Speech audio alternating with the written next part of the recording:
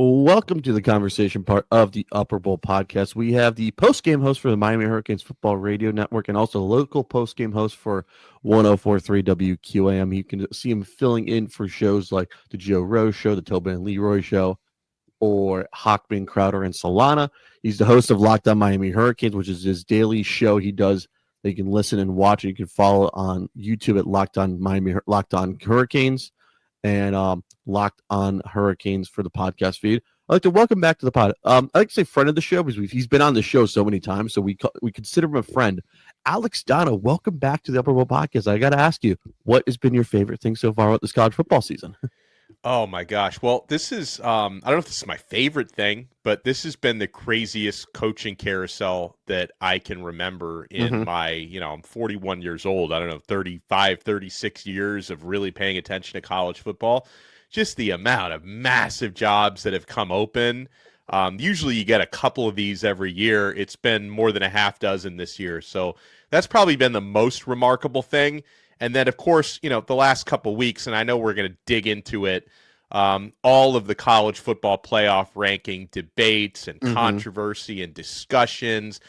I'm not saying I like it because I wish the committee was a little bit more clear on their logic and their criteria, but it definitely creates a lot of conversation. Well, I think for me is how we all hyped up Arch Manning, and he's been a complete utter flop. Anyways, I kind of said this on the show. I was like, I don't believe in this hype at all. I can't, going into Columbus week 1, which was for me a big one will he show up at all? And he looked awful.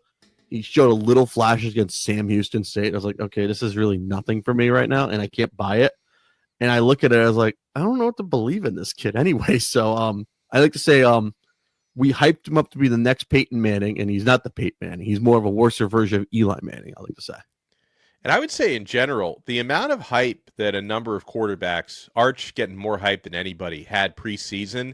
You think about who the Heisman frontrunners were expected to be preseason. Arch was the betting favorite for no reason whatsoever except for his last name.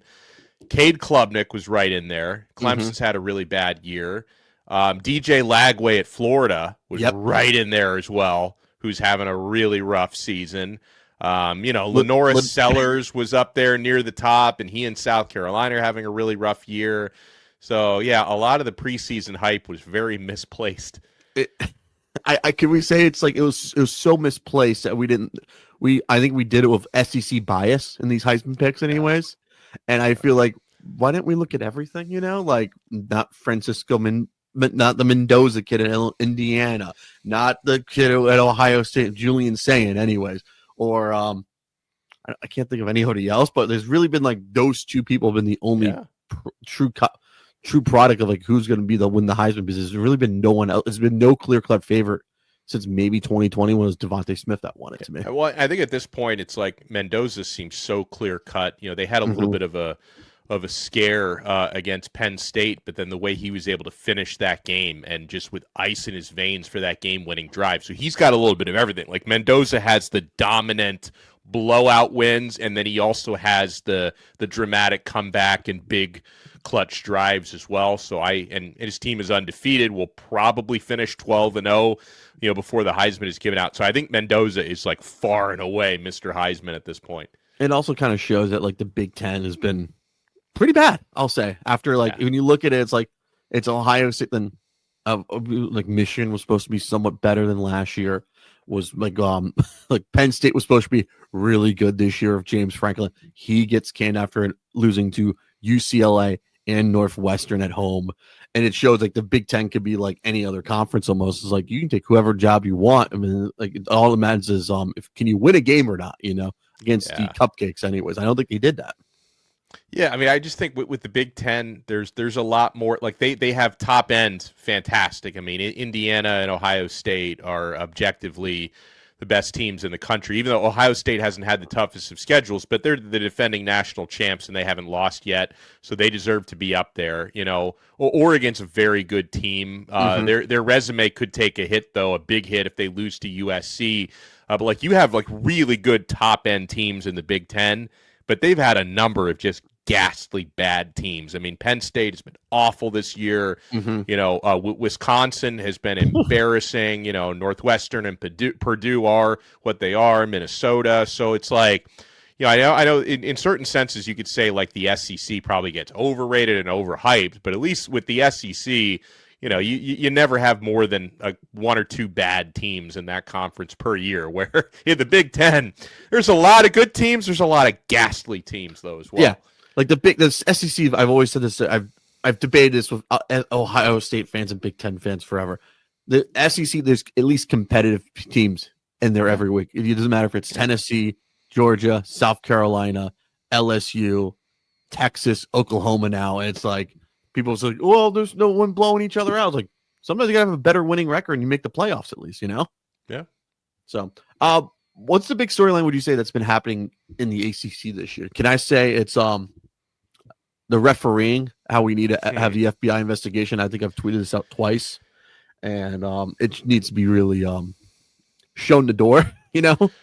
Yeah, I mean, on that note, the ACC, and that's the conference that I watch the most closely, but it's not the only conference that I watch. And one thing that I appreciate about other conferences is when they have bad officiating, they hold their referees more accountable. Like in the case of the SEC, Auburn has been victims multiple times of just shamefully bad officiating. And what has the SEC done? They have actually, you know, publicly admonished the officials, and they suspended a referee and a crew from one of their games. Like, they went out of their way to say, hey, listen, like, this was unacceptable officiating.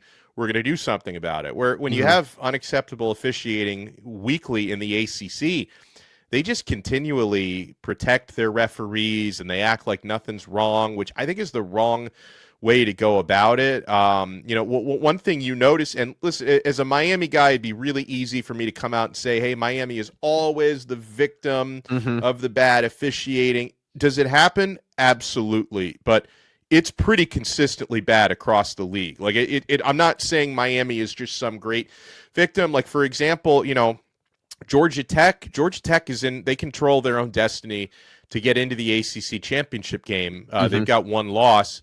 They really should have two losses. The official in Georgia Tech versus Wake Forest blew a call that literally cost Wake Forest a victory in a game that Georgia Tech went on to win in overtime.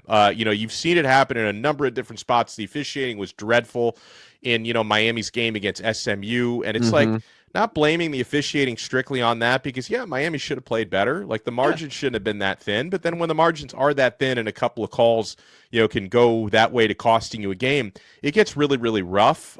So I think probably the worst ACC official has been Jerry Magallanes, who's been doing it for a very, very long time.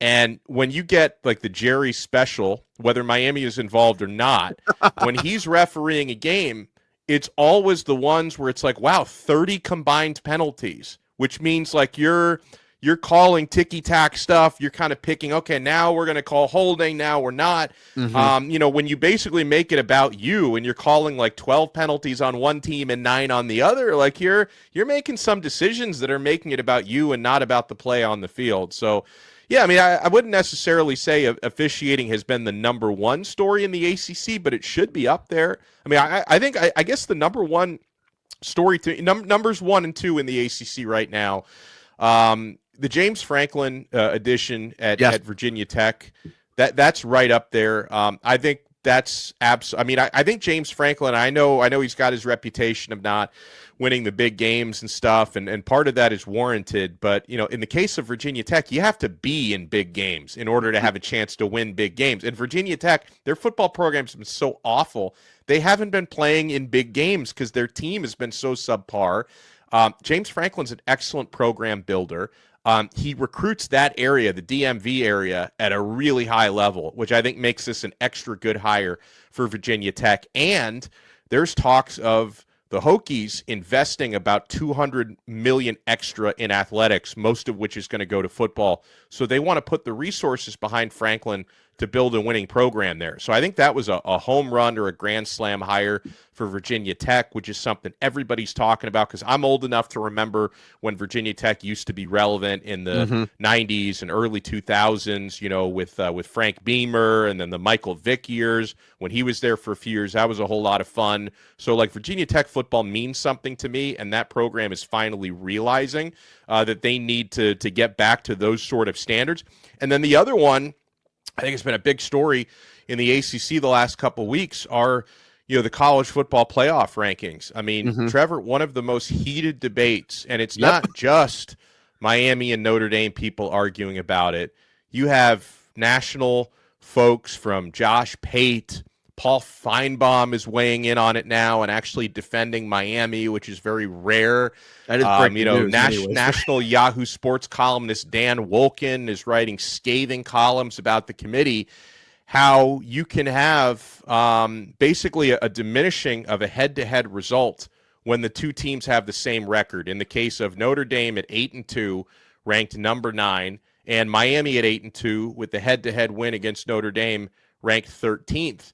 With, by the way, some common opponents, very similar strength of schedules, very similar strengths of record. So it's not as if Miami's playing, an FCS schedule while Notre Dame is playing an SEC schedule. Like, all things are similar enough that the head-to-head in a record tie should be enough to put Miami ranked in front of Notre Dame. But the logic that the committee has chosen to go with, and their logic is different depending on which two teams they're talking about. It's very bipolar. They kind of pick whatever narrative that they need, to explain what they do. Their logic is, well, hey, like Notre Dame's losses, are better than Miami's losses. Like Notre Dame, they've lost to two teams that are top 13 in our poll, and Miami's losses are to unranked teams.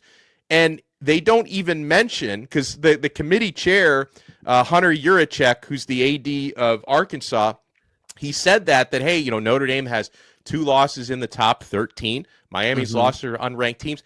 Didn't even mention, oh yeah, by the way, one of their losses was to Miami head-to-head, that Miami is the top 13 team that they lost to. And also, and I'm not saying Miami's losses were good. Like, those weren't great losses, to SMU and Louisville. But the Louisville one to me is like Brian Brom knows how to coach a big game anyways. And also, like, Louisville probably should be ranked. Like, the committee has Tennessee and Arizona State near the back of their rankings, where Louisville probably has a better resume than those teams. So they're the ones who chose not to rank Louisville. But in the case of like any sport that you cover, when two teams have identical records and they played head to head, the first tiebreaker is, well, did one of the teams beat the other? Instead, the committee has decided, well, you know what? Team A has better losses than Team B, so we're going to ignore the head to head because of that.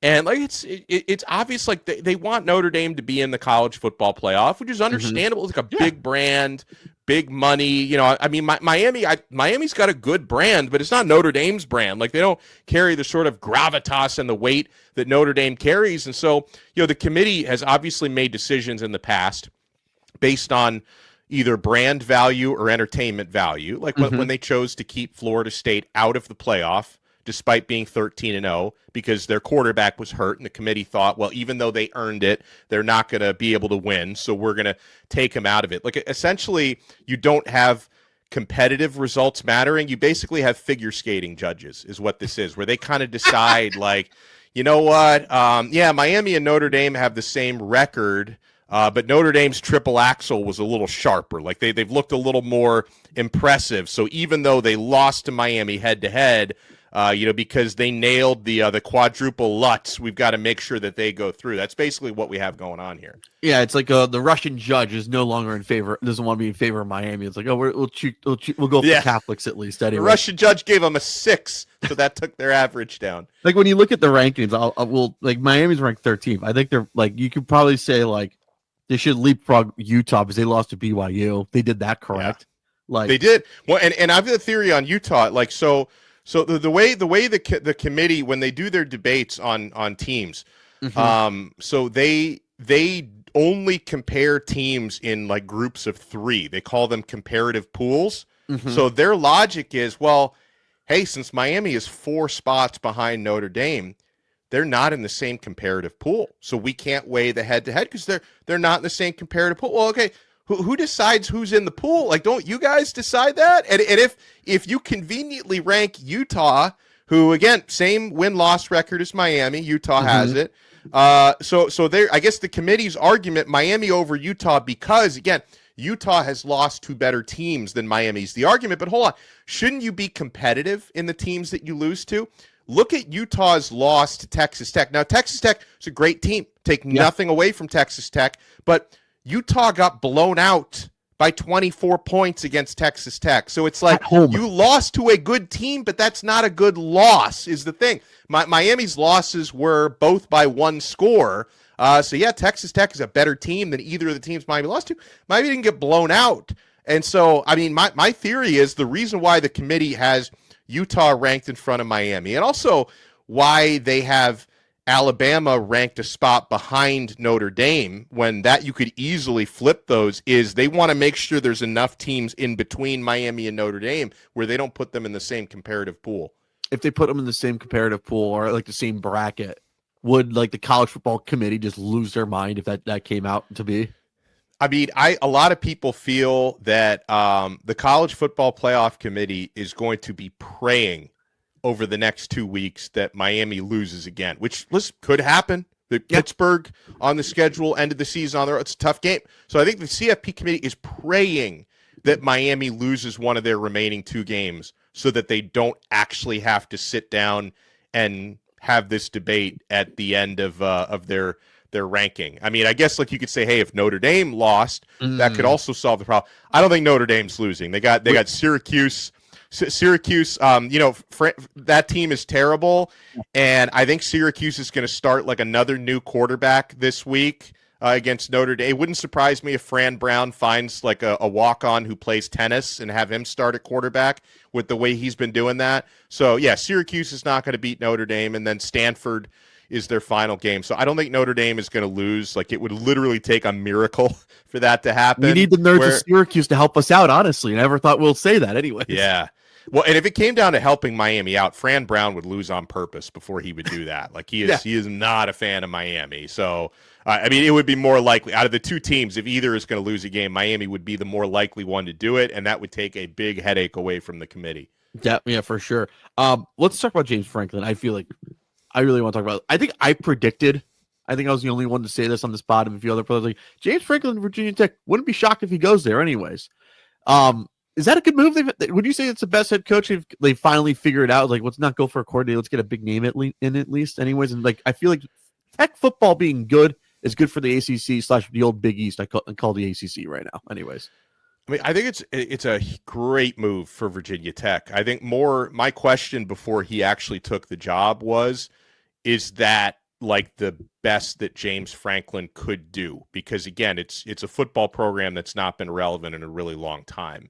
And like, Franklin's stock was pretty high coming off his PR department did a pretty good job, because I felt like before Franklin got fired at Penn State, people were like, oh, that guy's a loser. He never wins the big games. And then the day after he gets fired, they're like, what is Penn State doing? This guy is great. Like, it was weird how there was kind of a shift on. So I felt like his stock was pretty high, where I thought my question was, yeah, there's no question that Virginia Tech wants James Franklin, but does James Franklin really want Virginia Tech? So for them to actually make it happen, I think it's beyond a grand slam for them, because, Virginia Tech has tried in recent years to find, a real, like you said, like a stud coordinator or a G5 coach who's got a high ceiling, maybe like Justin Fuente and Brent Pry, who they fired. Is he not proven guys, potentially high ceiling guys who didn't reach the ceiling?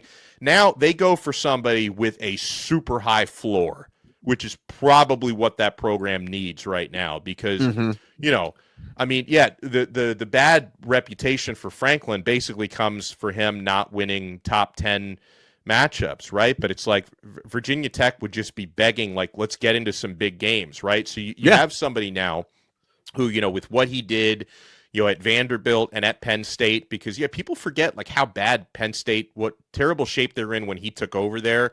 They were in awful, for scandals that he had nothing to do with, of course, but they were in, really bad probation. The program was bottoming out, and then Franklin rebuilt Penn State into a team that gets to the Final Four in the college football playoff last year. And I think he builds programs the right way. He's an excellent recruiter, relationship builder. Hasn't used the portal a whole lot, but I think that had something to do with Penn State's approach. They were pretty conservative organizationally with that. So I'll be anxious to see how that happens. Maybe Virginia Tech is going to want him to use the portal a little bit more, but he's a proven recruiter and program builder. I mean, he, built up, Vanderbilt when he was there. He definitely built up Penn State. So, and Virginia Tech, I think, is getting someone that can actually make them an ACC contender. And of course, if you're an ACC contender, it puts you in the college football playoff conversation if you can be up there trying to win the conference. So I think it's a great move for them. It's a great move for the ACC because I also say he's trying to get Sam Leavitt from Arizona State to be their next quarterback at least. Yeah, which is a current rumor in the Indiendo. I like to say I personally would like him to come to Miami once Carson Beck. I would too. Yeah, I mean, if Leavitt really does hit the port, I know that Leavitt's brother, who's his agent, was very mad that Pete Nakos put out that report because he was we haven't made up our minds or anything. But it seems like Leavitt is going to leave Arizona State. Yeah, I would be very open to getting him at Miami. I wouldn't want Franklin to get him first. Yeah, that's why I would say if Mario could get anything going, Sam Leavitt, come to Miami. Putting quarterbacks in the NFL. Don't you want to be an NFL quarterback? A great player. Yeah, great player, great place to live, and plus you can ask Jim Kelly, any ex-quarterback, maybe Bernie Kosar, Ken Dorsey. I know he's in the NFL. He's a coach right now, and look what you could do in Miami. I know Arizona State's a great place to live too. You're just changing weather anyway. And the only big thing is you have a conference you can probably win in anyways. Yeah, you're just trading in the dry air for the humidity. Other than that, it's a great place to live. Definitely, for sure. All right. What would you say this CFP is literally the worser version of the BCS? Can we say that now?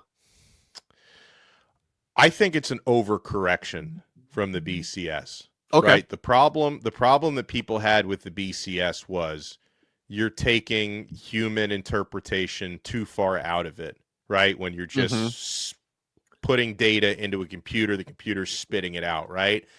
But it's an overcorrection now to the point where it's all human error and interpretation now. And I know, again, I'm oversimplifying because people say they have their data that they go over. Yeah, but the data would tell you that Miami should be in front of Notre Dame, but they choose to disregard that based on vibes, right? Yeah. I mean, if the BCS was around, Florida State would have been in the college football playoff 2 years ago. And by the way, I want to address something on your show because obviously I've been very vocal on Locked On Canes about the current playoff committee situation, about the Miami Notre Dame injustice. And anytime I talk about it, anytime I post about it on X, I get these Florida State fans in my mentions that are like, see, you were laughing at Florida State 2 years ago, and now it's happening to you. For the record, you're assuming that. I actually, as hard as it was for me as a Miami guy, I stood up for Florida State 2 years ago. I said, as much as I despise that program and I don't want to see them succeed, if that can happen to them, that can happen to Miami, that can happen to anybody. So I actually did, for the record, defend Florida State, that they should have been in the college football playoff 2 years ago. So I think taking too much of the data out of it and putting it in the hands of people who clearly have an interest in brands and entertainment more than actually earning it on the field, I think is an overcorrection from the BCS. What should they do? Should it be all coaches and less ADs, or just no TV people allowed in? Would you say you get a bunch of old coaches from the 90s and early 2000s? I'll give you this, Philip Fulmer, Frank Beamer. I know those two aren't doing anything right now. Steve Spurrier, you put him in. Maybe Larry Coker, Butch Davis. Would you get a good round of coaches from the 90s and 2000s, maybe early 2010s are not doing anything? Should they be in charge of the CFP? It's a fantastic question you ask, because I have a big problem with the way the committee is made up of. I would say if you can find a sample of ball knowers, right? Yeah. Whether that be former coaches, former high-level players. If you want to give like a couple of media guys, I would say have like a diverse committee of people who understand college football. But the most important thing is, I believe having people on your committee, because it's mostly made up of athletic directors from various college programs. That doesn't make any sense to me, because there are going to be biases are going to creep in, whether it be bias to your own program, biases towards the conference that your program plays in, biases against certain other teams. I think it's really, really bad optics for the CFP that the athletic director from Utah is part of your 12-person committee, when Utah is one of those teams that's currently in the top 12 and somewhat controversially so. Now, the rebuttal people would have for me is, well, when they're discussing Utah, allegedly the Utah AD recuses himself from that discussion. Well, still, that person being on the committee, you don't know if they might be manipulating other teams when they got brought up to help Utah, or other conferences to help the Big 12. I still think it stinks to have people on your committee whose checks are signed by college teams that are represented in that field. I think, to me, is completely rotten. I think you need to have a committee made up of people who obviously understand college football, but people who are not directly affiliated with college football programs or conferences. I don't know why we can't find enough 12 people who meet that criteria. It shouldn't be that hard to find. No, it should be so easy to find. Like, we all know, like, Reggie Bush isn't doing much except for Fox. We know Steve Spurrier ain't doing much except for he's playing golf somewhere, at least. Yeah. You get Danny Wolford, you get like I know Ken Dorsey's coaching. You probably find Andre Johnson. He ain't doing anything, or Jeremy Shockey right now. Butch Davis ain't doing anything, or Larry Coker. Like, could you get some of these guys from like the 90s and 2000s, like get them all in a room together and just make it happen at least? Sure. I'm not trying to make this a Miami thing, but like, hey, get some people like from like each of I don't care who they represent. It is as long as they understand college ball and they are not directly working. Isn't the Baylor like AD a part of this too? And he's now on leave now from AD at least. Yeah, he had to. He's got a couple of. He's got a new unspecified scandal at Baylor, so he had to. He removed himself from the committee, and he was replaced by the Utah AD, which is how that happened. And then the Arkansas AD was already on the committee. He became the new chairman. But yeah, so from 1 week to the next, it was Mac Rhodes is the AD at Baylor. He was the committee chair last week. He has since resigned, and now Hunter Yurachek from Arkansas, who, by the way, when I was watching him being interviewed, like the guy couldn't put 3 sentences together without contradicting himself 3 times. I'm like, if I'm Arkansas, that's the guy I want hiring my new head coach for my football team. The only coach you're going to be getting is maybe Houston. The only coach you'll be getting is maybe another Bobby Petrino or Houston Nutt, at least. Anyway, that's Arkansas football for you. That's how bad it is. Let's talk about this Miami Virginia Tech, then we'll talk about the coaching carousel anyways. Or do you want to do coaching carousel then Miami Virginia Tech? I'll give you. I'm good. I'm good doing Miami Virginia Tech. All right, Miami Virginia Tech. This is a classic rivalry. It's a noon game. I think the last time we played at Virginia Tech was a noon game in 2022, I believe. What's the big key for this game? I know, is Miami just to show up at a noon game? Because last time they played at noon was really 11 a.m. in Dallas, Texas. Anyways, is this going to be another sleepwalk game? Would you say at first? I mean, it better not be, because style points matter at this time. So I think Miami need, and there's really no excuse for sleepwalking in a noon game, because they practice from around 9 a.m. to around noon. So like there's really no excuse for them showing up lethargic. It's not as if they're not usually active at that time of day. I think this one's all about which version of Miami shows up, and Virginia Tech is not a good football team. There's a reason why they fired their head coach 3 games into the season, and why they went out and hired James Franklin, who's not coaching them yet. He's not going to be coaching them till he's going to be in a skybox at least. He's going to be in a skybox, and you know what? The players for the Hokies might have a little extra juice knowing he's there, because they're, maybe thinking we're auditioning for him. So there is that. But Virginia Tech's defense, they have been really porous this year, both against the run and against the pass. I think Miami's going to get a boost in this game personnel-wise. C.J. Daniels should be back at wide receiver for them, who has missed the last couple of games. Few games was, one of their two most productive receivers, along with Malachi Toney when healthy. And actually, during the time that Daniels has missed, it's given Keelan Marion really an opportunity to step up. The speedster, former BYU receiver, I should say, who's been Miami's leading receiver for the last couple of weeks. Malachi Toney he's gotten kind of more comfortable every week, and he has taken on more responsibilities, Toney, because he's become, Mr. Gadget. Like he can play a conventional slot receiver role at a high level, but he can also throw passes. He's hit big plays as a quarterback the last couple of games. He can also run the football for you on end arounds and jet sweeps, and he can run the Wildcat. And Carson Beck was really sharp the last couple of weeks, so he's had some peaks and valleys this year. But I think Miami's offense, they seem to be peaking at the right time for the stretch run. I don't think Virginia Tech's going to have many answers for them. And then offensively for Virginia Tech, it's really, for Miami, it's just about stopping the run. Yeah. The Hokies have been really unable to find any success throwing the football this year.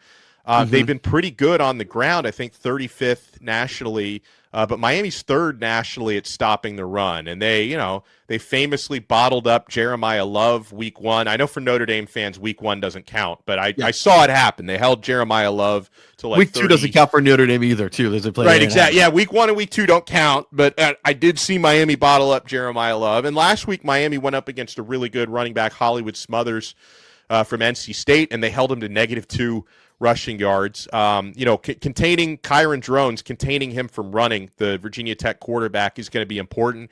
He's their second leading rusher. He's got 9 rushing touchdowns, but I think Virginia Tech's offense is so one-dimensional towards the run that I think Miami's going to be able to game plan effectively, that they're going to be able to keep Drones contained. And I feel bad for Kyron Drones because his team is so bad and they're so directionless with the coaching change and stuff that he's having such a forgettable year. He's so talented. He's not consistent enough, but I feel like he's way more talented than, being on a team that's got 3 wins and one of them's to Wofford, right? So it's Drones is dangerous, but even if he plays his best game, because he probably played his best game against Miami last year, he was really good. Even if he plays his best game, I just don't think Virginia Tech has enough. As long as Miami doesn't, as long as Jerry Magalanes isn't reffing the game and you don't commit 14 penalties and you don't throw 3 interceptions, I think Miami, as long as they take care of the football, should be able to win this game relatively easily. Who's been a standout, would you say, on this Miami Hurricanes defense, would you say? Because I know locally everyone knows who Ruben Bain is and Akeem Mesidor. Nationally, some people would have no idea. Explain both of them.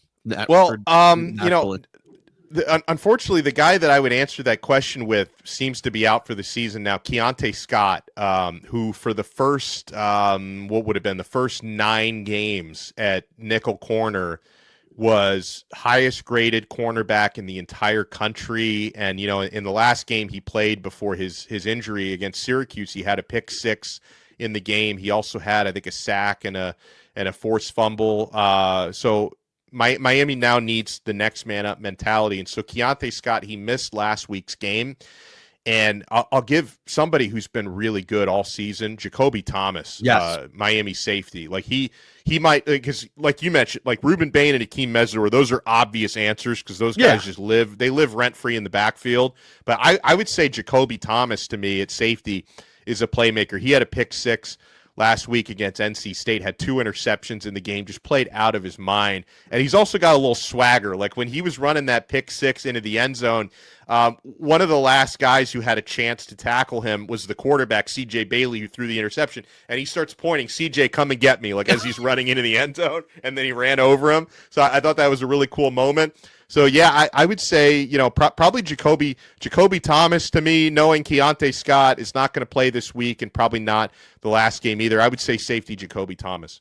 Okay. A little bit of Mario. Would you say that this is his first true recruiting class when he got down to Miami? How would you say successful it's been Miami back as a national program, would you say?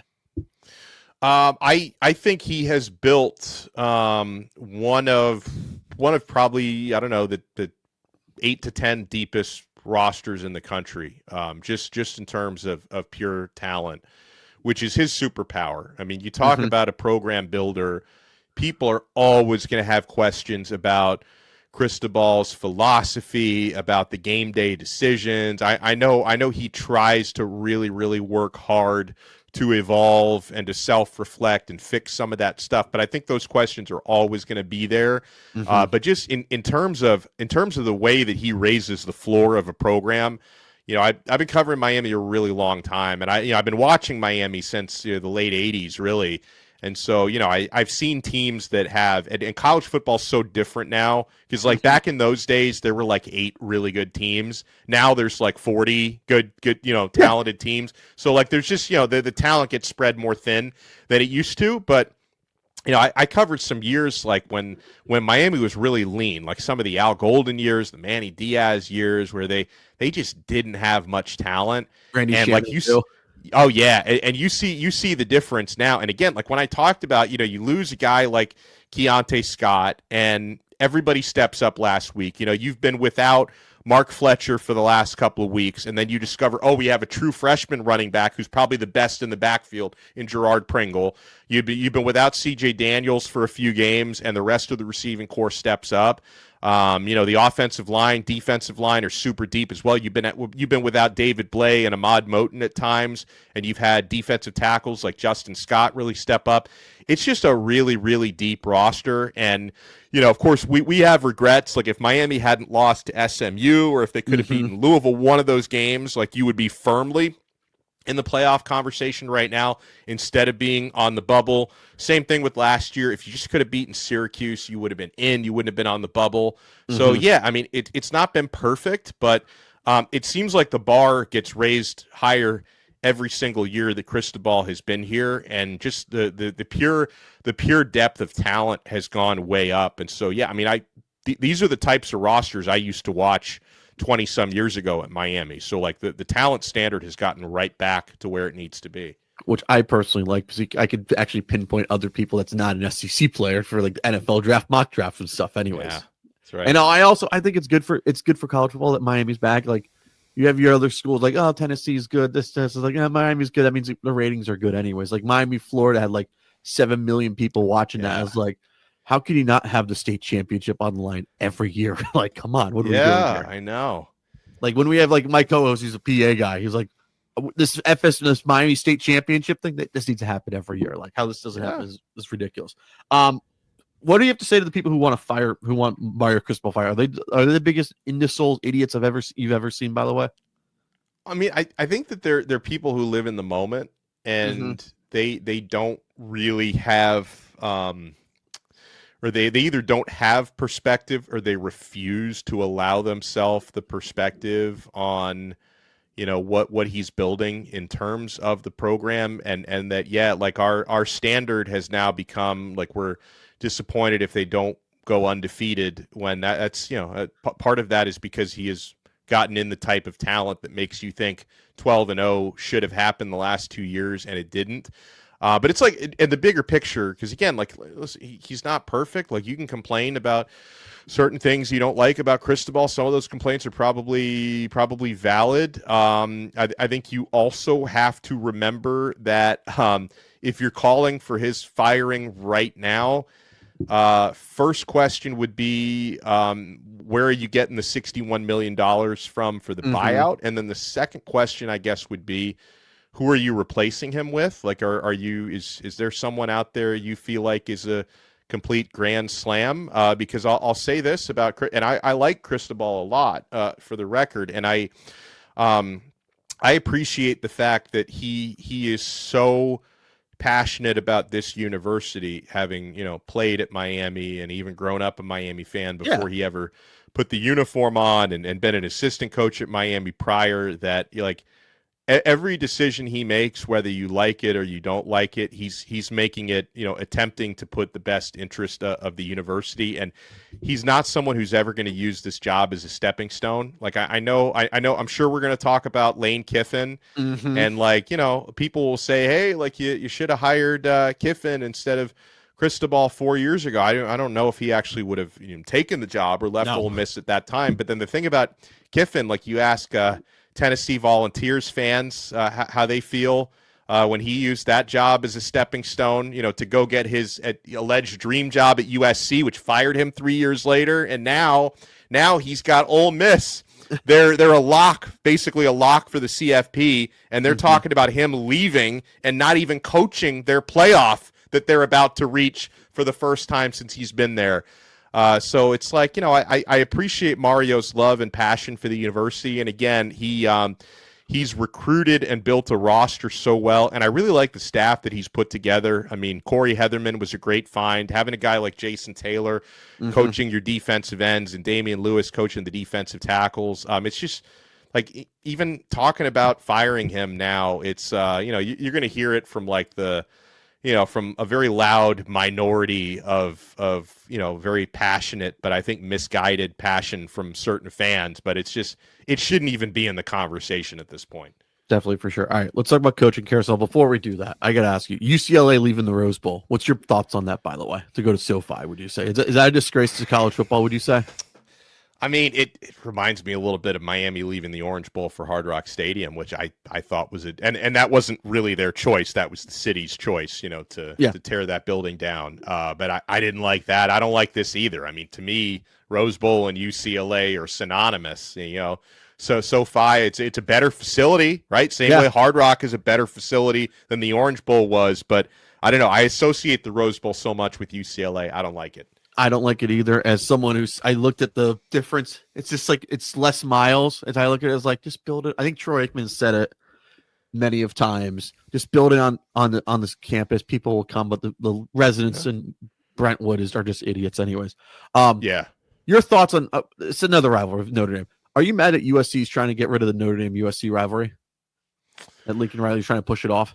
Yeah, but I'll also say this. I mean, it's as a Miami guy, I hate Notre Dame. I love playing against Notre Dame, but it doesn't seem to help you if you beat them. It doesn't seem to help you if you lose to them. It obviously hurts you. So, honestly, I think in the case of Notre Dame, I think everybody from a Power 4 conference should refuse to play them until they join a conference, because something else that really bothers me about the whole Notre Dame thing is they go up against certain teams that are trying to win their conferences, and they don't take that game seriously. Pittsburgh, I saw Pittsburgh's head coach, Pat Narduzzi, who at the time he had Notre Dame coming up, and then he has Georgia Tech this week, Miami the following week, and Pittsburgh gets to the ACC championship game if they win both of those games. And Narduzzi said about the Notre Dame game, doesn't matter if we lose by 100, that it's not a must win for us. We're focusing on our conference games. And like the week before, Notre Dame played Navy. And like, I'm not saying Navy's better than Notre Dame, but like you're playing teams that aren't even giving you their best shot because they're focusing on winning their conferences. And when you're not in it, and then you don't have to play a conference championship game because you're independent. Like at this point, if beating Notre Dame doesn't help your resume, if beating them actually helps Notre Dame because it helps give them a quality loss, I don't even see the point of playing them. So yeah, if they want to take that rivalry away, I'm fine with it. Should we? Well, if we could force Notre Dame to join a conference, gun to their head, figuratively, not literally, what conference should they join?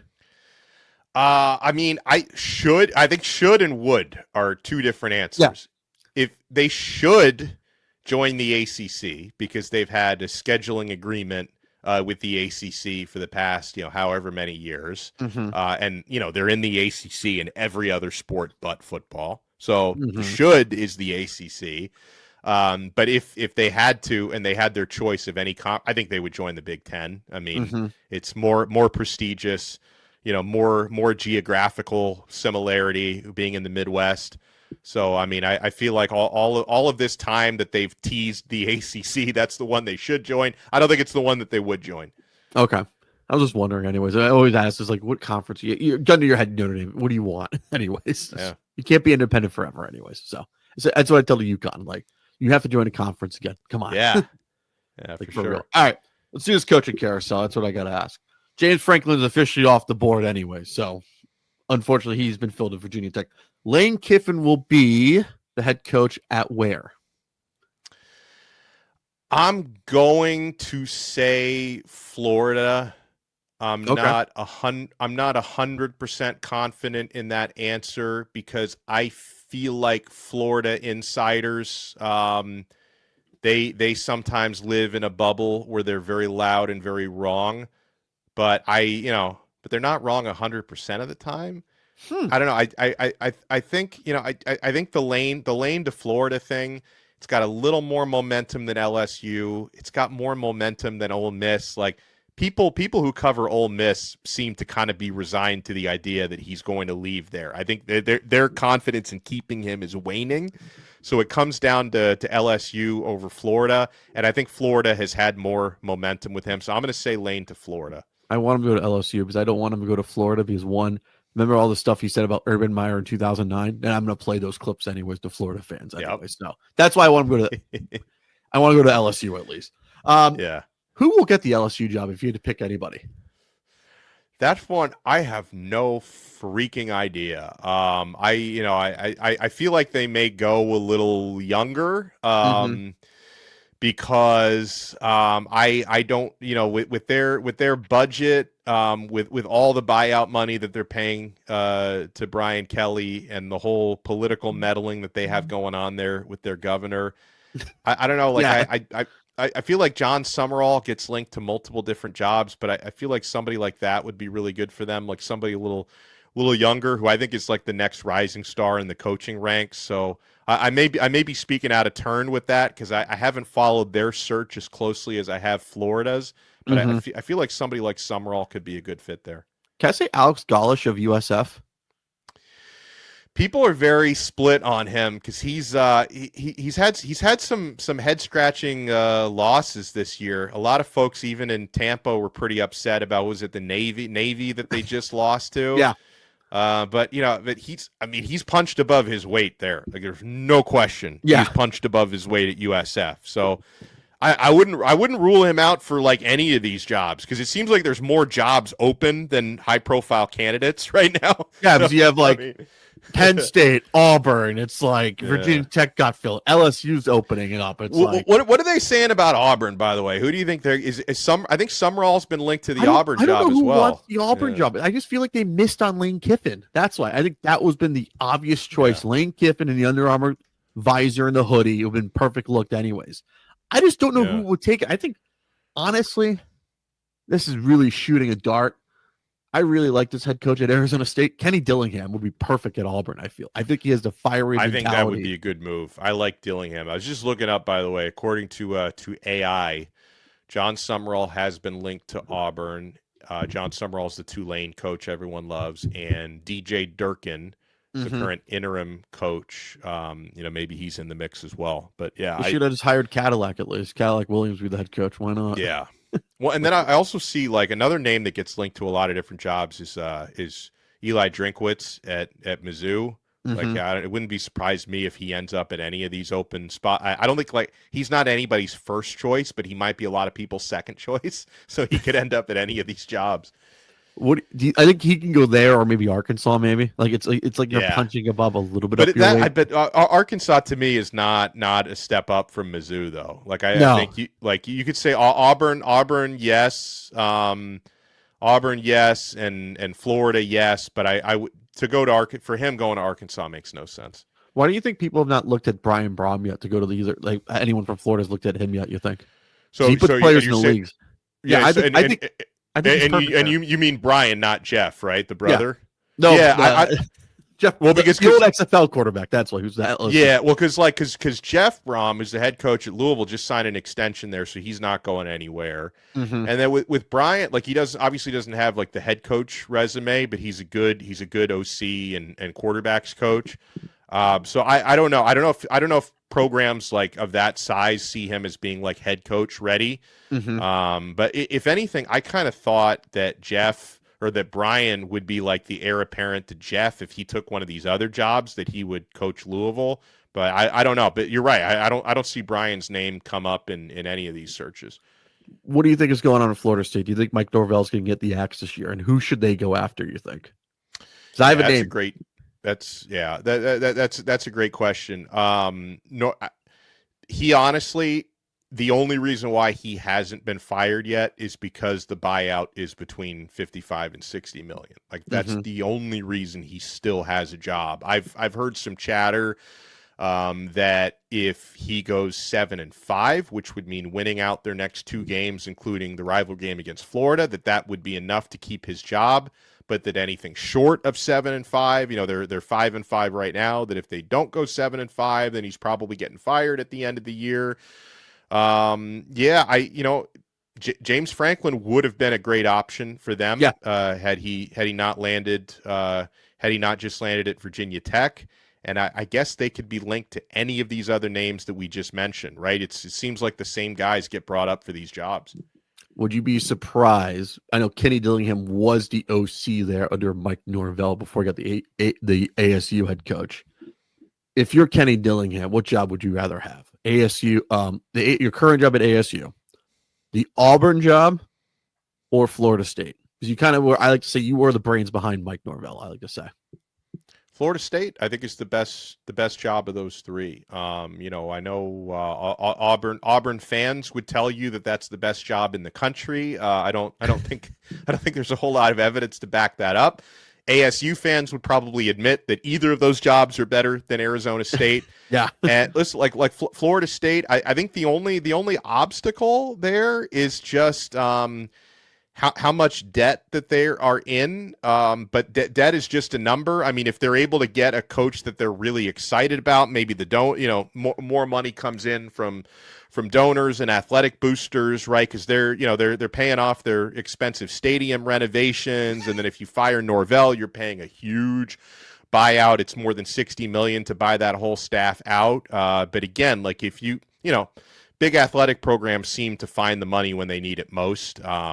If you look from a Kenny Dillingham point of view, it's a place you're already familiar with. Yeah. And, you're talking about a program that's won multiple national championships, a program that's in, one of the best 2 or 3 recruiting states in the entire country, and a program that doesn't have to go through an SEC gauntlet to get to the playoffs. I mean, theoretically, it's easier to be a playoff team in the ACC than it is in the SEC. I mean, maybe it's kind of a wash with the Big 12, although the Big 12 is stronger this year than the ACC is. But, that kind of toggles back and forth from year to year. I think Florida State out of those 3 is the job you would want. Since we'll talk ACC for less, is the ACC strong? Like, would you say there's no chance of them Clapton, or are they the next one to get cannibalized, would you say? Oh yeah, you mean strong in terms of like realignment? Yeah, I don't. Are they a house of cards next? Would you say? I think they're. I lean more to house of cards. I'm not convinced by the conference leadership. I don't think Jim Phillips is really passionate enough. You compare him to the way what Sankey does for the SEC, Petiti for the Big Ten, even Yormark with the Big 12.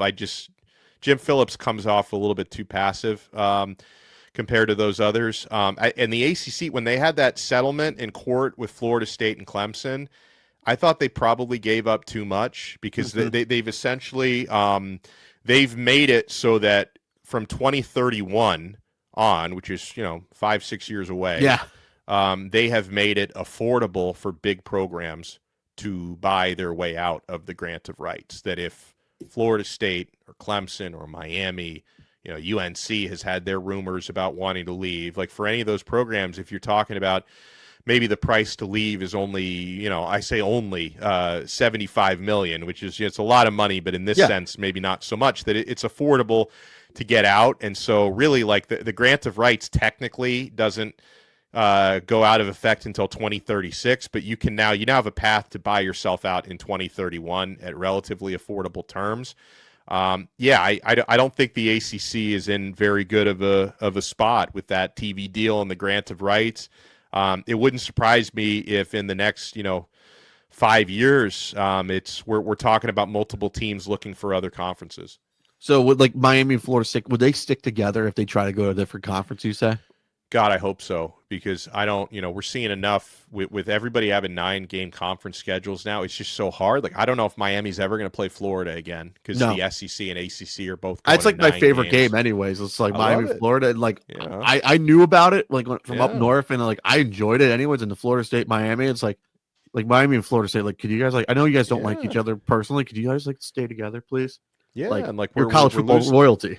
Yeah, like we're losing USC, Notre Dame, like you mentioned, Oregon State. Like, I hope that Bedlam we lost. Yeah, like I hope that that's right. I hope wherever Miami and Florida State go, that they go to the same spot, because that seems to be the only way to ensure that they play each other every year. What conference would you choose them to go to? Big 12, Big 10, SEC? Yeah, I don't think there's a perfect answer to that question. At times I've said Big 10 because I think it aligns most academically. It's a strong academic conference. There's things I don't like about it. Like, I don't like the idea of having to play a game maybe in late November in Minnesota outside. I don't like the idea of, having to fly out to Oregon or USC or UCLA, although you kind of have that in the ACC now with Stanford and Cal.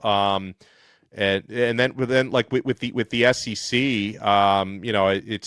it's academic. I know most people don't care about this stuff, but it is a factor in making your choices. Academically, it's a step down from the ACC, but also I think there would be resistance. I think teams like Florida would be really hesitant, and they would do whatever they can to lobby against Miami and Florida State joining that conference. So I think athletically the SEC probably makes more sense. For other reasons, the Big Ten makes more sense. I could be happy anywhere.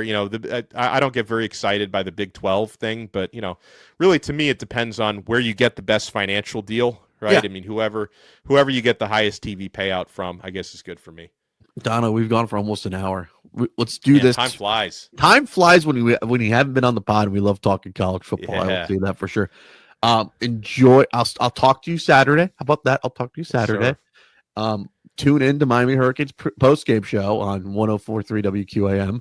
Donno, what's going on with Locked On Canes? I got to ask. What's going on these days? It's been busy. A lot of college football playoff talk. We've really been covering all angles of what the playoff committee has been saying about Miami and why they're ranked 13th and everything.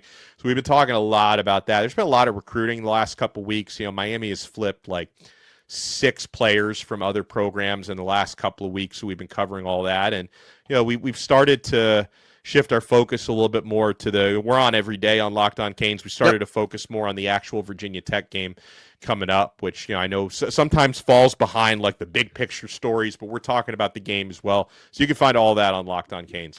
Definitely. Donna, we'll have you on during bowl season. How about that? I'll make a promise to you. Because right now we have 2 college football guys. You're one of our guys, and Carter Friedman at 105.3 The Fan in Dallas. So we have 2 college football guys we go to all the time. So, Alex, Donno, thank you so much. We'll talk to you soon.